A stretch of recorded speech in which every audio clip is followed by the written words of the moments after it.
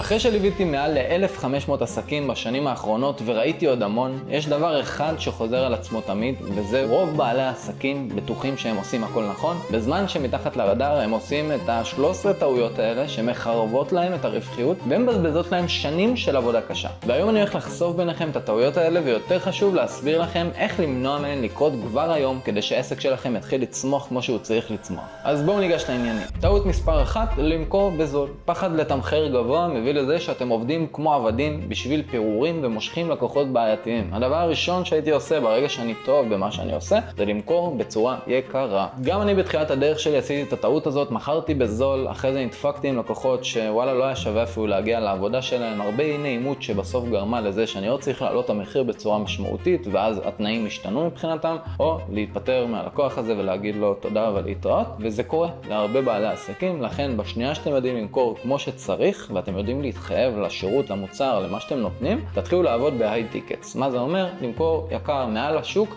ולתת גם value שמתאים לזה. טעות מספר 2, שיווק של פעם לעשות שיווק רק שאין לקוחות, במקום לבנות מכונה שיווקית, גם אורגנית וגם ממומנת וגם מקומית, שעובדת עבורך 365 ימים בשנה. זו הטעות הגדולה ביותר שאנשים עושים ובעלי עסקים בפרט. השורה התחתונה, אם תמשיך להיות במיינדסט של אני משווק כשאין לי לקוחות ואני מפסיק לשווק כשיש לי לקוחות, אתה לא באמת עסק, אתה מין איזה דוכן חמוד כזה שמגיע ומתפנה אליו לקוח, אבל אתה לא מכוון לסקייל, אתה לא יכול לצמוח ככה, ואתה גם לא יכול לעשות צפי מדויק. שיווק קבוע, אורגני, ממומן ומקומי, זו המתכונת שתביא אותך לבטיחות, יציבות וודאות ב-365 ימים שיש לך בשנה. טעות מספר 3 זה למכור תכונות במקום תוצאות. מה זה אומר? בשיחת מחירה אתם מסבירים מה הלקוח יקבל, כמות שעות, ליווי וכל מיני דברים שבתכלס מה הוא רוצה? הוא רוצה תוצאה, הוא רוצה פתרון לכאב שלו, לצורך שלו. לכן אנחנו נסים לא למכור את הדבר הזה, אנחנו נסים למכור פתרון לבעיה שלו. רוב בעלי עסקים מסובבים את שיחת המחירה סביבם, סביב השירות, סביב הליווי, סביב כל מיני דברים שהם סופר לא רלוונטיים. הדבר היחיד שזה צריך להיות סובב זה סביב הלקוח, סביב הצרות שלו וסביב איך אני עוזר לו. נקודה.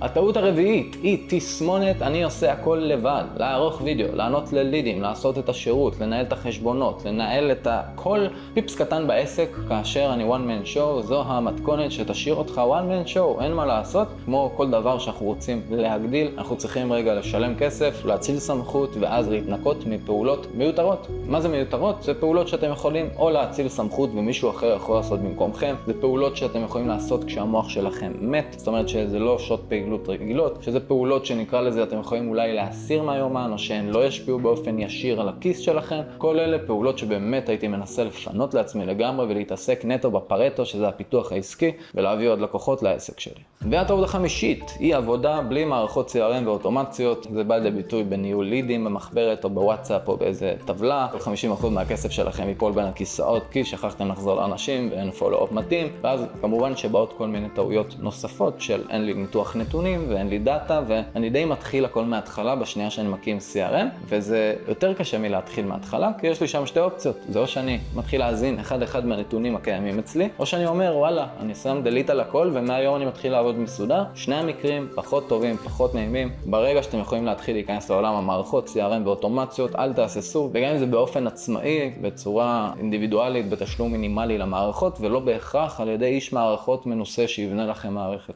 הטעות השישית היא להיות תלויים במקור שיווק אחד, להסתמך רק על האינסטגרם או רק על הפה לאוזן, ובוא נגיד שזה הדבר הגרוע ביותר שאתם יכולים לעשות. לכן, כשאנחנו משווקים, אנחנו רוצים להבין איפה קהל היעד שלנו נמצא, ומתחבר לסרטון אחר שעשיתי לכם פה לינק בקישור, מבינים באיזה פלטפורמות שיווקיות אני יכול למצוא אותו, ורק שם אני תוקף. טעות מספר 7, זה בעצם חוסר מיקוד / נישה רחבה מדי. לנסות לעזור לכולם עם הכל, במקום להיות האוטוריטה הבלתי מעוררת הזאת בפתרון הספציפי לבעיה הספציפי, לקהל יעד הספציפי. גם אני הייתי שם וזה קשה להגיד אני בוחר את הקהל הזה, כי בראש אני אומר לעצמי אני מוותר על כל השאר, אבל זה לא נכון בשום צורה, כי בפועל איך זה יבוא לידי ביטוי? הקהל הספציפי הזה נמצא במקום ספציפי, באותו אפיק שיווק ספציפי, שבו רוב הקהל הזה נמצא. אתם יכולים לכוון את כל המאמצים השיווקיים שלכם ומאמצי המחירה לנישה הזאת, אבל אם יפנו עליכם אנשים, בעיקר בתחילת הדרך גם, אתם יכולים עדיין לקבל אותם. זה לא אומר שאתם תיתנו להם בלוק, לא, אתה לא נכנס אליי. חי. אבל אתם כן רוצים לשווק את הפרטו שלכם כדי בסוף להתמקצע.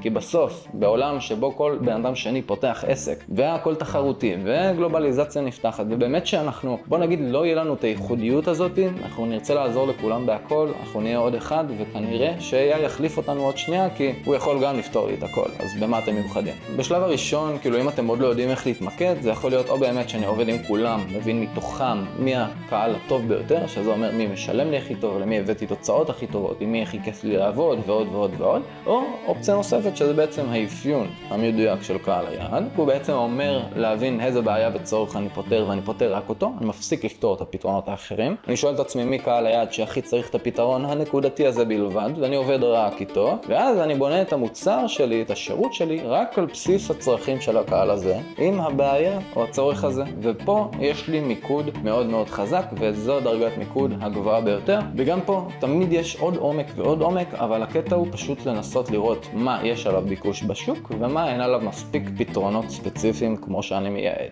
והטעות השמינית היא בעצם רדיפה אחרי לייקים ולא אחרי מחירות. בתור מי שמתחיל לייצר תוכן ברשת, ישר מעניין אותנו לראות צפיות ולייקים ושיתופים ועוד כל מיני דברים שהם בסוף חמודים, והם נותנים אינדיקציה לזה שהתוכן סבבה, אבל אני מכיר לא מעט אנשים ששנים משווקים, יש להם אחלה לייקים, אחלה שיתופים, אחלה עוקבים, אבל אין להם מחירות. וברגע שזה קורה, בתכלס אתה לא יכול להמשיך לשווק, כי השיווק הזה עולה לך זמן, כסף, אנרגיות, עוד דברים, ובשנייה שאתה שם את הפריים שלך, אני רוצה מחירות מהרשת, לא מעניין אותי לייקים ודברים כאלה, אתה משנה את הפאזה, אתה בעצם עובר לתחרות אחרת, כי רוב בעלי העסקים בתחרות השנייה, והם מחפשים יותר את תשומת לב, מי שמחפש באמת הכסף, יבין איך הוא ידייק את הקופי לנושא הזה, הוא יבין איך הוא יניע לפעולה, הוא יבין איך הוא יוצר אינטראקציה ללקוחות בצורה שמשמרת אותם, הוא יבין איך הסטורי שלו הולך ותופס מעורבות יותר גבוהה, ועוד הרבה דברים שהם הרבה יותר חשובים לי רק מהצפיות. אז בשורה התחתונה, אני מעדיף שתעלה סרטון ויהיה לך לייק אחד אבל יביא לך 2 מחירות, מאשר שתעלה סרטון שיביא לך 200 לייקים אבל 0 מחירות. הטעות התשיעית שלכם היא אינטואיציה במקום מספרים. לא לדעת כמה עולה לכם ליד, מה אחוז הסגירה שלכם, מה העסקה הממוצעת, מה אחוז הרווח התפעולי המדויק שלכם בעסק, ועוד כל כך הרבה נתונים שהם סופר קריטיים לקבלת החלטות, לתכנון קדימה, לעשות סדר בעסק, ואתם פשוט פועלים מהבטן. מה זה אומר מהבטן? זה תחושה, זה הרגשה,